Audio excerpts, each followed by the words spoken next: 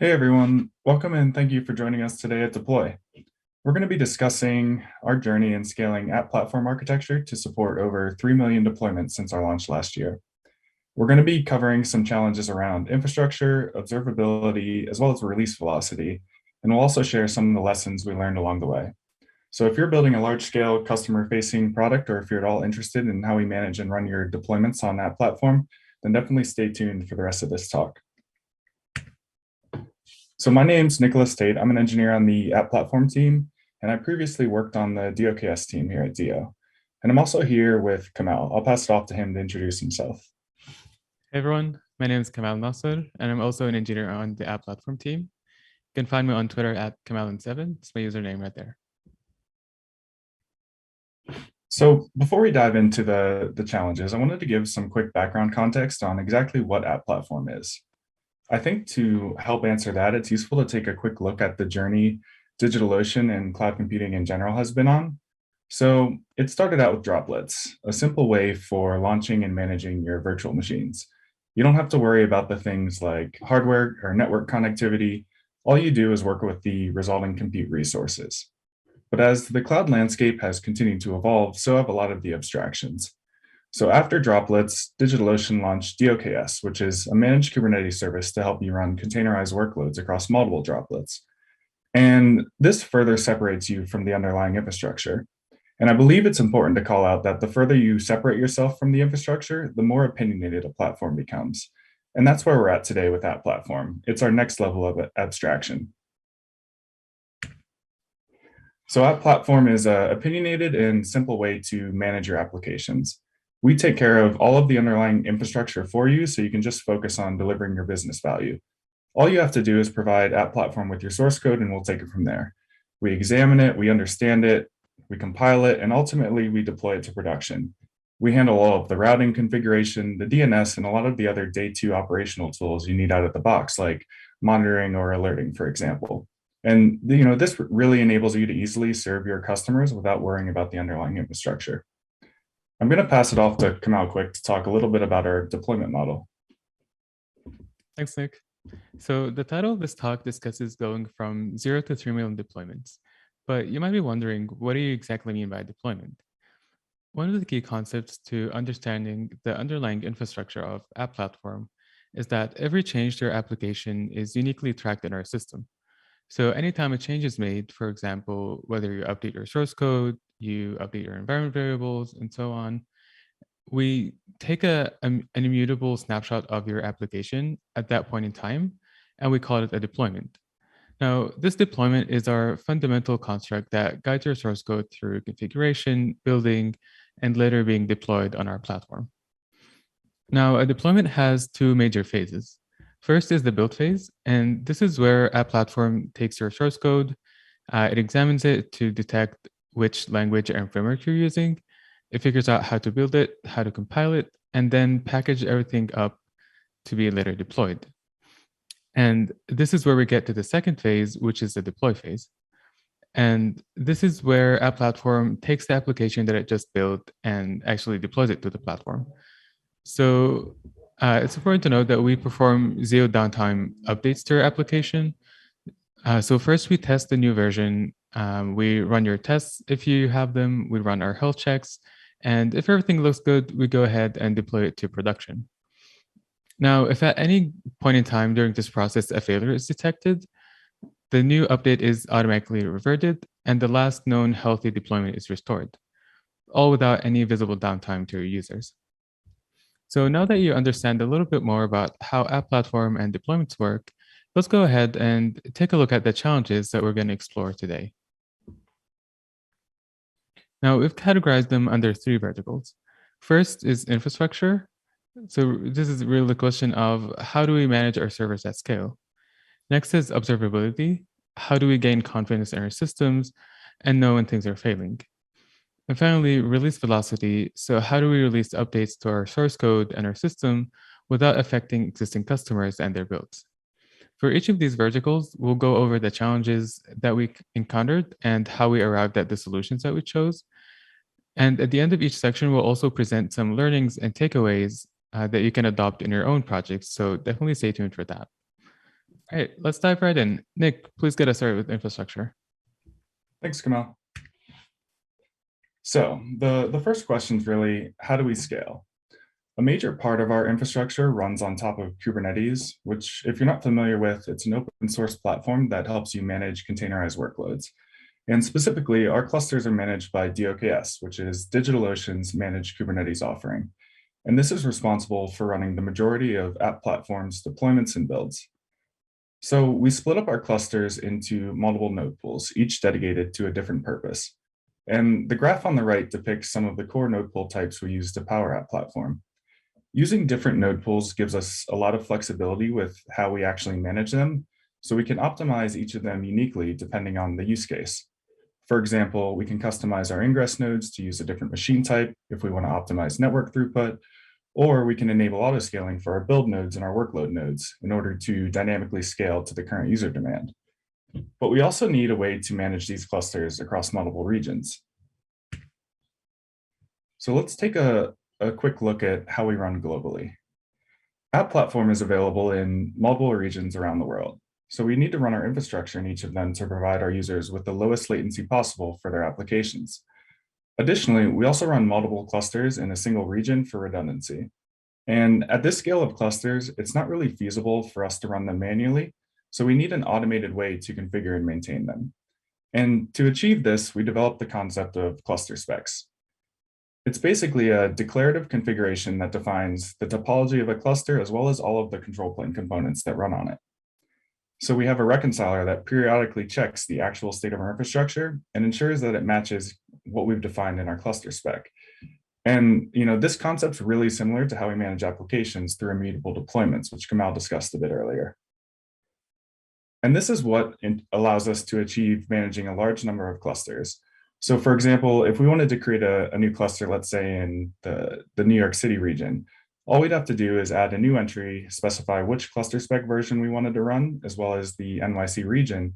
And then the reconciler will manage provisioning all of the required nodes for that cluster and install all of the core control plane components so that it's ready to service user applications.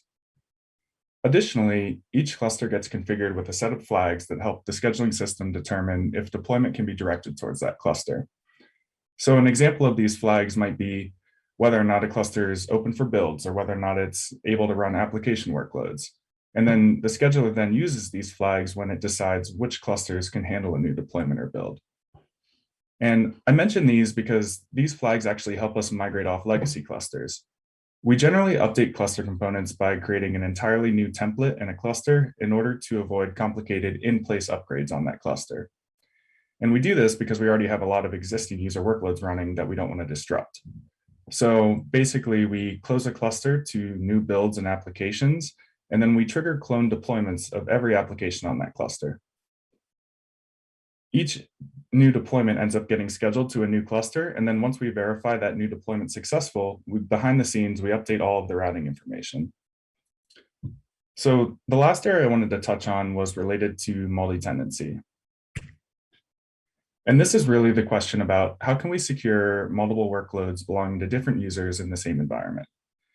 And on App Platform, we run hundreds of users, even on individual nodes in our DOKS clusters.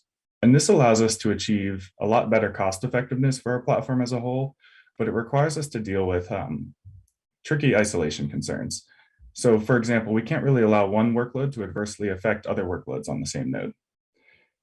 In Kubernetes, we leverage a lot of the core constructs like resource requests and limits to determine how much memory or how much CPU a given pod can utilize. But this only solves one end of the problem. And we still need to deal with malicious users attempting to break out of their containers. To help alleviate this concern, we utilize gvisor as our container runtime. At a high level, you can think of gvisor as a way to isolate a container from the underlying host kernel.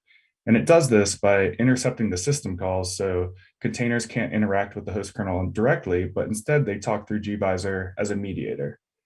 And this allows gvisor to enforce the required isolation policies to prevent a container from escalating its privileges. I also wanted to touch on one specific build method we have, which is Dockerfile builds, and the distinct challenge that it brings. So traditional Docker builds interact with the Docker socket on the host system, but this socket has privileged access, which we can't really allow in our multi-tenant systems. So we leverage a technology called Kaneko, which provides a unique way to orchestrate a Docker build entirely with a container, and it doesn't have access to the Docker socket at all. So next, I'm going to summarize some of the learnings into practical takeaways for your system. So we're able to easily run on top of DOKS so we can scale our infrastructure on demand. We leverage separate node pools and built-in features like auto-scaling to help us dynamically scale while still being as cost-effective as possible. But we also did have to extend the DOKS capabilities to support many clusters in multiple regions. And we did this by implementing our own declarative cluster configuration and reconciler pattern to help manage and maintain these clusters. And finally, we achieved isolation in our multi-tenant environment through the use of gvisor to isolate containers from the host kernel, as well as Kaneko to isolate containers from the Docker socket. So I'm going to hand it back to Kamau, and he's going to talk a little bit more about how we gain confidence in our systems. Thanks, Nick. So everyone wants to know and be confident that their systems are healthy and there are no issues, right? So how do we do that? To know the status of our systems, we need telemetry and diagnostic data about pretty much everything that is running. At DigitalOcean, many teams and products leverage Prometheus, which is a time series metrics collection system. And so we have a highly available internal Prometheus setup that we can make use of. Now, one of our main challenges was actually related to how we actually collect our metrics. So we already talked a little bit about how we run many DOKS clusters in a number of different regions. Although we could just run an instance of Prometheus on each of those clusters to scrape metrics from within that single cluster, that means that all of our queries would only have a view into a small fraction of our systems. And so we'd lose the ability to query in aggregate and be able to get insight into our system as a whole. So to address this, we leverage a fan-out approach where we collect metrics from individual clusters, but then group everything and ship it off into centralized storage. So instead of having our central Prometheus instance scrape from individual clusters directly, we instead have it scrape from a service that we created called Cluster Metrics. So it's important to note that we don't target the individual clusters directly. One, so that we could dynamically add and remove targets as needed. And like Nick mentioned, we often create and destroy clusters. And so we need our Prometheus and metric collection infrastructure to pretty much immediately react to those changes.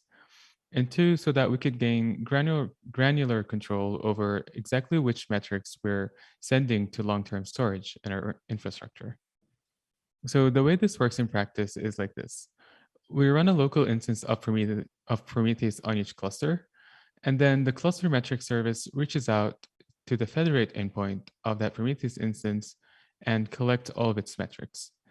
It then performs various transformations on them based on configured allow lists that specify exactly which series or labels for a given series are allowed to be passed through. And this really helps us have more control over exactly which metrics end up being stored long-term. And it also helps us control the cardinality and overall size of our metrics. So all this allows us to have a single view into our entire fleet of clusters as a whole. But this class of metrics is only one part of the picture. We also had to consider how to understand the internals of the app builds that are executed on our platform. So builds pose a unique set of challenges in comparison with the standard metrics collected by Prometheus. And this is mainly because the containers that the builds run in are short-lived. So whenever an app is built, a new build container is created, it runs the build, and once it's done, it's destroyed. Now, Prometheus is a pool-based system, so it reaches out to collect metrics on a fixed interval. And that doesn't really give us a high enough guarantee that we're collecting all of the metrics that we have, because really the timing of the metric scrapes by Prometheus aren't exactly aligned with the container life cycles. So it's possible that the container could exit before we collected all of its metrics. And also, the build information that we're working with here doesn't really make as much sense in a time series database. For example, the file system size of a given source code that was fetched for a particular deployment. That really belongs more in a traditional relational database. So we needed to find a different way to handle build metrics. Since we're running builds on top of the OKS, we were able to leverage a sidecar approach where, in addition to the build container that actually executes the build, we also start a new sidecar container that we call the build metadata container. Now, this container is responsible only for storing the build metrics and the build metadata. So as the build container executes, it eagerly writes its metadata to the sidecar container. And then our internal app reconciler periodically fetches the latest set of metadata from the sidecar and stores it into our internal database. So even in the event that the build container fails and exits, no data is lost because it's really all stored on the sidecar. And um, the internal app reconciler can also make sure to do a final pass of collection before it destroys the containers. So to zoom back out a bit, we were able to adapt the metric collection technique to more reliably work with short-lived build containers. Now, ultimately, our goal in collecting all this data is to have enough information to detect and act on failures, hopefully before our customers notice them. So here are some takeaways when it comes to observability. First, make sure you can query metrics across your entire system and not just a single section. If you use Prometheus, make sure to check out the built-in federation technology. And no matter which tooling you use, aggregating all of your metrics in a centralized store helps you have insight into everything at once. But also pay attention to the cardinality of your metrics because that affects their overall size, which determines how much historical data you can keep around. Secondly, you might have to use different metric collection techniques based on the environments that you're collecting data from. So don't pigeonhole yourself into using one approach, but really explore multiple approaches and see what fits best for you. And finally, to better understand your data, set up dashboards using tools like Grafana or Looker. This lets you easily notice patterns across the board, especially when triaging or responding to issues. And metrics can also be very instrumental when rolling out new features or changes. And I want to show you a quick real life example of that. So we recently rolled out an optimization to the upload process of static site builds. And because we have build metadata that drills down and tracks individual steps of a build, we were able to clearly see an improvement in the upload times as a result of that change. So if you look at the graph on the right, you'll notice a quite visible drop in the average upload time right after the optimization was rolled out. All right, let's move on to the last vertical, release velocity. And we're going to focus on our app build system specifically. So we needed a way to frequently push updates out to the code that's responsible for detecting and building user source code, while at the same time avoiding breaking existing builds as much as possible. Basically, if a user's app is working, it should stay that way. But it was a little challenging for a few reasons. First, we run hundreds of builds per hour, so just pushing out changes to everyone affects all builds immediately, and any potential issues could affect a lot of users. Second, we rely on many upstream build packs to help compile source code, and backwards compatibility is not always guaranteed with these changes, especially because these projects are not owned by us.